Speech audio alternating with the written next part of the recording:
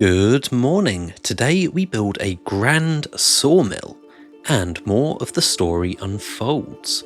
Good morning, and welcome to MorningCraft. So, for this episode, we're going to be stepping out to the very edge of the Thaldrim Vale, and we're going to be building a sawmill for the Cleofan family. A couple of episodes back, we built an arboretum with a collection of different trees. And in the last episode, we put some of our cherry trees to work. But this doesn't feel industrial enough to support the scale of lumber we're going to need to build our city. Gather, people. The Cleofan family has begun producing strong timber.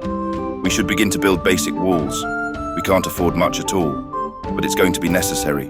A few outposts for the bears would also be useful. If they can get up in the trees, they can protect us better. Well, I wouldn't be doing that. Your grain production is still far below quota, despite all the dirt under your nails. Perhaps try thinking before you make decisions, Earl. I think you'd enjoy being quiet at this moment, Taxman. It also appears to me that there could be some bad actors in our valley. If you find anything relating to the raiders that visited, bring it to me or the dog directly. We may be reported on by certain individuals. So the first order of business with bringing this sawmill to life was to first clear out an area of trees in which to place it. This isn't just going to be a place of work, but also a home for the Cleofan family. And so I wanted this clearing to hold a campfire and a few chairs to sit down on. But with most of the logs removed, and the leaves eroding away, it was time to start work on the main structure of this building.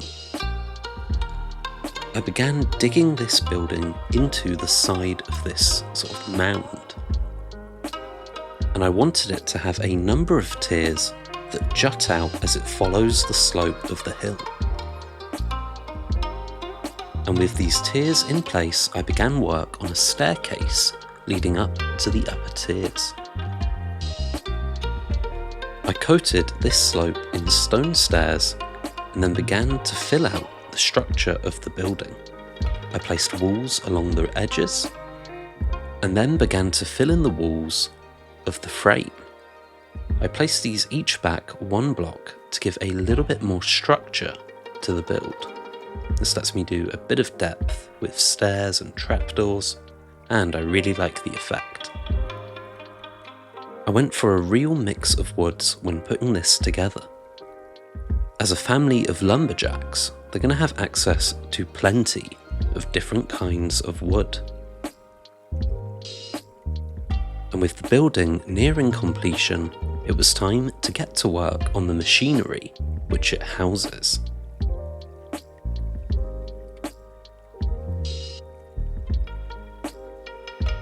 I started off by building a flat base for the sawmill. I then cleared out all the excess material and began to expand the base outward, and I wanted to make sure this felt like it had enough room for a tall, dark oak tree. Of course, they should probably be able to handle jungle trees as well, but I can't imagine anyone moving one of those things. I think they'd have to split it into pieces, in which case this will probably be long enough. I then got to work on two small water wheels to power the saw blades of the mill. I placed two water sources, one for each of the wheels. If you're enjoying the video, why not drop a like, subscribe, or share with a friend? And you can see me here placing in the water and getting started on the wheels. These are much smaller than the wheels I built for the mill, but they feel about right for the work that they'll be doing. I did a little bit of extra detailing, cleaning up the walls around them, and I even placed in a bunch of sort of water tubes coming from the water source and running directly over the wheels.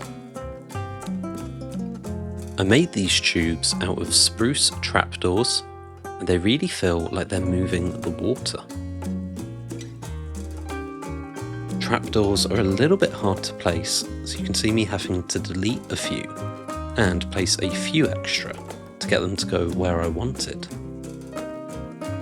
I'm not sure if these are technically aqueducts, because they are ducts and they are carrying water, but they're pretty small, so I'm not sure if they necessarily count. But with the water wheels in place and a small area beneath them to collect the water, it was time to finish off the sawmill with the actual blades. I added some lighting, and then I began to replace the dirt with some trodden down pathways.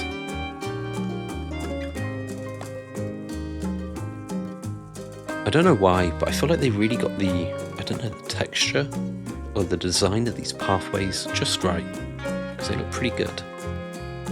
They're great for like a stable yard or anything of that sort.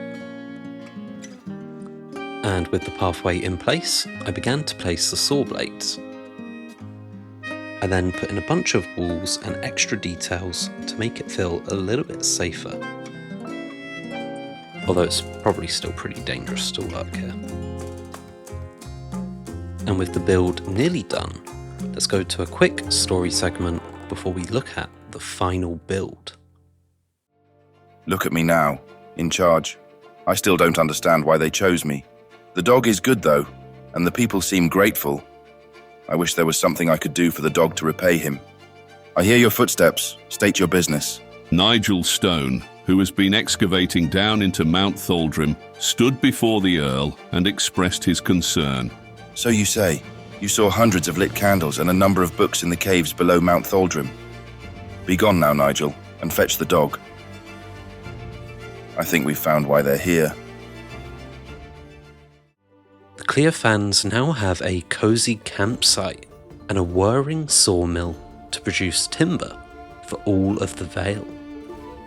And with the ever-present threat of danger, the people of the Vale have placed some rustic walls along the edges of their valleys. It isn't much, but it's all they can do for now. So I wonder what it is that's under Mount Thaldrim. All will of course be revealed in the next few episodes. But with the SMP open, perhaps we'll have a few new neighbours to worry about.